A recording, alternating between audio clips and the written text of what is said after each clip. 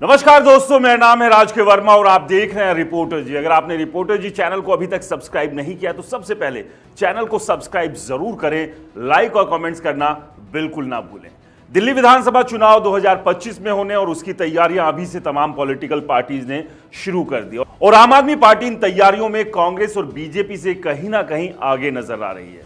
अरविंद केजरीवाल ने खुद ही मोर्चा संभाला है और लगातार लोगों के बीच जा रहे हैं। कोशिश यही है कि 2013, 2015 और 2020 में जिस तरह का प्रदर्शन आम आदमी पार्टी ने किया था उसे 2025 के विधानसभा चुनाव में भी वो दोहराने में कामयाब रहे। लेकिन क्या 2025 के विधानसभा चुनाव आम आदमी पार्टी और अरविंद केजरीवाल के लिए आसान रहने वाले हैं? इस बार कौन सी ऐसी अड़चनें हैं जो आम आदमी पार्टी की राह में मुश्किलें पैदा कर सकती है? क्योंकि आम आदमी पार्टी किसी भी हाल में दिल्ली को हारना नहीं चाहेगी, क्योंकि अगर आम आदमी पार्टी इस बार दिल्ली को हार जाती है तो आप समझिए कि अरविंद केजरीवाल का प्रधानमंत्री बनने का सपना पूरी तरह से टूट जाएगा। इस सब के बीच लगातार इस बात को लेकर भी चर्चाएं हो रही है कि क्या कांग्रेस और आम आदमी पार्टी दिल्ली में गठबंधन कर सकते हैं, क्योंकि लोकसभा चुनाव में देखा गया कि आम आदमी पार्टी ने इंडिया गठबंधन में रहते हुए कांग्रेस के साथ कई स्टेट में गठबंधन में चुनाव लड़े हैं। लेकिन क्या दिल्ली में भी अरविंद केजरीवाल और आम आदमी पार्टी कांग्रेस के साथ चुनाव लड़ने के बारे में सोच सकती है? और जिस तरह से आम आदमी पार्टी का उदय हुआ था और आम आदमी पार्टी आगे बढ़ी, किसको सबसे ज्यादा नुकसान आम आदमी पार्टी ने पहुंचाया, कांग्रेस को या फिर बीजेपी को? तमाम उन आंकड़ों पर आज नजर डालेंगे कि 2013 में जब आम आदमी पार्टी पॉलिटिक्स में आई थी और चुनाव लड़ा था, तब से लेकर अब तक का प्रदर्शन दिल्ली में आम आदमी पार्टी का कैसा रहा है और 2025 आम आदमी पार्टी के लिए किस तरह से घट सकते हैं। और वहीं अगर कांग्रेस पूरे दमखम के साथ 2025 के दिल्ली के विधानसभा चुनाव को लड़ती है तो सबसे ज्यादा नुकसान वो किसे पहुंचाएगी, बीजेपी को या आम आदमी पार्टी को? क्योंकि ये भी चर्चाएं हैं कि इस बार अगर कांग्रेस ने ढंग से चुनाव लड़ा और अकेले अपने दम पर वो चुनाव लड़ती है तो इसका खामियाजा आम आदमी पार्टी को ज्यादा भुगतना पड़ सकता है। यानी कि कहीं ना कहीं चाहते ना चाहते कांग्रेस 2025 विधानसभा चुनाव में बीजेपी का साथ दे सकती है। लेकिन उससे पहले हम एक बार आंकड़ों पर नजर डालते हैं कि 2013, 2015 और 2020 के जो विधानसभा चुनाव हुए थे, इन तीनों पॉलिटिकल पार्टीज का प्रदर्शन कैसा रहा था और आम आदमी पार्टी ने सबसे ज्यादा डेंट किस पार्टी को पहुंचाया, यानी कि किस पार्टी को खाकर आम आदमी पार्टी दिल्ली में एक मजबूत पार्टी के तौर पर उभरी और अब देश की 2 स्टेट्स में आम आदमी पार्टी सत्ता में है, जिसमें दिल्ली और पंजाब, और इसके अलावा कई लोकसभा सीट पर आम आदमी पार्टी के सांसद हैं और कई दूसरे स्टेट्स में विधायक भी हैं। लेकिन दिल्ली का रण इस बार आसान नहीं होगा, ना आम आदमी पार्टी के लिए, ना बीजेपी के लिए, ना कांग्रेस के लिए। लेकिन जो ये 3 अलग अलग विधानसभा चुनाव हुए थे, इसमें कुछ ऐसे आंकड़े हैं जो काफी चौंकाने वाले हैं, खास तौर से जो कि आम आदमी पार्टी की सरदर्दी 2025 के विधानसभा चुनाव में बढ़ा सकते हैं बीजेपी के लिहाज से। क्योंकि बीजेपी का इन तीनों चुनाव में प्रदर्शन कैसा रहा है, इस पर गौर करना बेहद जरूरी है, क्योंकि बीजेपी को अरविंद केजरीवाल 2025 के विधानसभा चुनाव में किसी भी लिहाज से हल्के में नहीं ले सकते। अगर जरा सी भी उन्होंने चूक की तो दिल्ली उनके हाथ से निकल सकती है। तो सबसे पहले बात करेंगे 2013 के विधानसभा चुनाव की, क्योंकि इन तीनों चुनाव का जिक्र करना इसलिए भी बेहद जरूरी हो जाता है क्योंकि 2013 में ही आम आदमी पार्टी राजनीति में आई थी और पहली बार चुनाव लड़ा था। तो जब 2013 में आम आदमी पार्टी ने पहली बार चुनाव लड़ा तो उस वक्त कितनी सीटें जीती और क्या प्रतिशत था और किस तरह का प्रदर्शन रहा, तो आपको बता दें 69 सीटों पर आम आदमी पार्टी ने तब चुनाव लड़ा था और 28 सीटों पर चुनाव लड़कर जीतने में कामयाब हुई थी आम आदमी पार्टी। और जो वोट प्रतिशत आम आदमी पार्टी के हिस्से आया था वो था 29.49। इसके बाद बीजेपी की बात करें तो बीजेपी ने 66 सीटों पर चुनाव लड़ा था, 31 सीटों पर चुनाव जीतने में कामयाब हुई थी। 33.07% जो है वो वोट प्रतिशत बीजेपी का रहा था। यानी कि अगर आम आदमी पार्टी और बीजेपी की 2013 की फाइट की बात करें तो यहां बीजेपी आम आदमी पार्टी पर भारी पड़ती नजर आ रही थी। लेकिन अब इसके इतर बात करें कांग्रेस की, तो कांग्रेस ने 70 सीटों पर चुनाव लड़ा था, 8 सीटों पर कांग्रेस सिमट गई थी। शीला दीक्षित मुख्यमंत्री थी उस दौरान और उन्हीं के चेहरे पर यह चुनाव लड़ा गया था, लेकिन बुरी तरह से जो हार कांग्रेस की यहां हुई थी।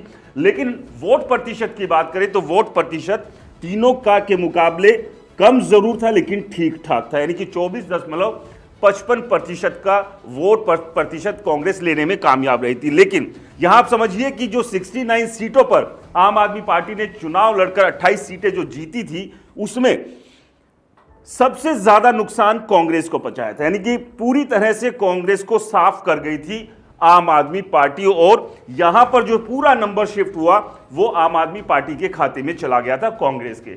लेकिन बीजेपी यहां पर ठीक ठाक स्थिति में थी, लेकिन अब यहां जो नंबर बने थे, इस नंबर में दिक्कत यह आई थी कि किसी के पास भी बहुमत नहीं था। और ऐसे में आम आदमी पार्टी ने तब कांग्रेस के साथ गठबंधन किया, उस कांग्रेस के साथ जिसके बारे में लगातार अरविंद केजरीवाल अलग अलग मंच पर भ्रष्टाचार से लेकर तमाम आरोप लगाकर राजनीति में आए थे और दिल्ली में पहली बार में यह प्रदर्शन करने में कामयाब रहे थे। और उस दौरान काफी आलोचना भी अरविंद केजरीवाल और आम आदमी पार्टी की हुई थी कि जिसको चोर, उचक्का, भ्रष्टाचारी आम आदमी पार्टी और अरविंद केजरीवाल कह रहे हैं, उन्हीं की गोद में बैठकर पहली बार सरकार आम आदमी पार्टी ने बनाई थी। खैर, इसके बाद ज्यादा समय तक यह गठबंधन नहीं चला और 2015 में फिर से विधानसभा चुनाव हुए। अब यहां पर नतीजे क्या थे? अब यहां 70 सीटों पर जब आम आदमी पार्टी ने फाइट की तो सीधे 28 से 67 सीटों पर आम आदमी पार्टी पहुंच गई थी, यानी कि एक तरफा जीत पूरी तरह से सबको धराशायी आम आदमी पार्टी ने कर दिया था। और वोट प्रतिशत देखिए 54.3%, 29.49 से सीधे 54.3% पर आम आदमी पार्टी यहां पर पहुंच गई थी, यानी कि आधे से ज्यादा आम आदमी पार्टी के हिस्से में वोट यहां पर आए थे, जो वोट डले थे। बीजेपी की बात करें तो 69 सीटों यानी कि 69 सीटों पर फाइट की और 31 से सीधे बीजेपी मात्र 3 पर सिमट गई थी। और बीजेपी का भी यहां पर बुरा हाल आम आदमी पार्टी ने 2015 के विधानसभा चुनाव में कर दिया, यानी कि दिल्ली की जनता ने पूरी तरह से आम आदमी पार्टी को भर भर कर वोट दिया। लेकिन अब यहां अगर वोट प्रतिशत की बात करें तो बीजेपी का जो वोट प्रतिशत है वो बहुत ज्यादा हिला नहीं था 2015 में। 2013 के मुकाबले मात्र करीब 1% से भी कम जो है वोट प्रतिशत कम हुआ था। 33.07 से 32.2 पर जो है वोट प्रतिशत बीजेपी का था। सीटें बिल्कुल कम आई थी, यानी कि जो सीटें 31 थी, 31 से 3 पर बीजेपी सिमट गई थी, यानी कि 28 सीटों का नुकसान बीजेपी को हुआ था। लेकिन वोट प्रतिशत में कोई खास कमी नहीं देखी गई, करीब 0.8 या 7% का ही फर्क यहां पर बीजेपी को पड़ा था, यानी कि बीजेपी का जो वोट बैंक था वो उसके साथ पूरी तरह से खड़ा हुआ था। लेकिन कांग्रेस की जो हालत थी वो 70 पर चुनाव लड़कर 0 पर सिमट गई थी, यानी कि जो सारा का सारा जो वोट बैंक था वो कांग्रेस का, यानी कि जो 24.55 था वो सारा का सारा एक बार फिर से यहां पर शिफ्ट हो गया और ये 54.3 में कन्वर्ट हो गई थी आम आदमी पार्टी। और यही एक बड़ी वजह रही कि आम आदमी पार्टी ने लगातार दूसरी बार भी सिर्फ और सिर्फ कांग्रेस को ही नुकसान पहुंचाया, क्योंकि कांग्रेस का प्रदर्शन आप देखिए कि 24.55 से 9.7% पर आकर सिमट गई थी और सीटें भी 0 पर आ गई थी। अगर यहां पर कांग्रेस का वोट प्रतिशत ठीक ठाक रहता या यूं कहे कि इतना ही रहता तो एक बार फिर से वही स्थिति बनती जो 2013 की थी, या फिर बीजेपी यहां कुछ और सीटों का जुगाड़ करके सरकार बनाने की स्थिति में आ सकती थी। यानी कि कांग्रेस को दिल्ली के लोगों ने पूरी तरह से नकारा, लेकिन बीजेपी के साथ फिर भी वो खड़े रहे थे अगर वोट प्रतिशत के लिहाज से इन आंकड़ों पर नजर मारे। और यही चिंता आम आदमी पार्टी के लिए 2025 के विधानसभा चुनाव में बन सकती है। अब आते हैं जो पीछे चुनाव हुए थे 2020 के।